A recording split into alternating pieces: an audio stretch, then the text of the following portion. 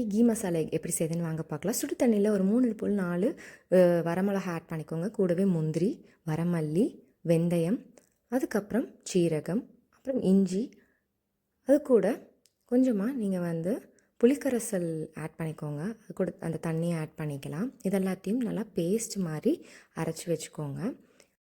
அதுக்கப்புறம் ஒரு கடாயில் ஒரு 2 ஸ்பூன் அளவு நெய் ஆட் பண்ணி கொஞ்சமாக கருவேப்பிலை, வெங்காயம் இதெல்லாத்தையும் நல்லா கலந்து விட்டுக்கோங்க. நல்லா கலந்து விட்டதுக்கப்புறம் பார்த்திங்கன்னா அந்த கலர் மாறணும். வெங்காயத்தோட கலர் மாறினதுக்கப்புறம் அரைச்சி வச்சுருக்க அந்த பேஸ்ட்டையும் உள்ளே ஆட் பண்ணிக்கோங்க. ஆட் பண்ணிவிட்டு பச்சை வாசம் போகிற வரைக்கும் 2லேருந்து 3 நிமிஷம் நல்லா கலந்து விட்டுட்டிங்கன்னா எண்ணெய் தண்ணி அந்த நெய் தண்ணியாக பிரிஞ்சு வரும். அந்த டைமில் உங்களுக்கு வேணுங்கிற அளவு நீங்கள் தண்ணி ஆட் பண்ணிக்கோங்க. தண்ணி ஆட் பண்ணி மறுபடியும் ஒரு 2 நிமிஷம் நல்லா சாட்டே பண்ணிவிட்டு நீங்கள் பாயில் பண்ணி கட் பண்ணி அந்த எக்கை உள்ளே ஆட் பண்ணிக்கோங்க. ஆட் பண்ணிட்டீங்க ஒரு 2லேருந்து 3 நிமிஷம் நல்லா மறுபடியும் கலந்து கொடுங்க.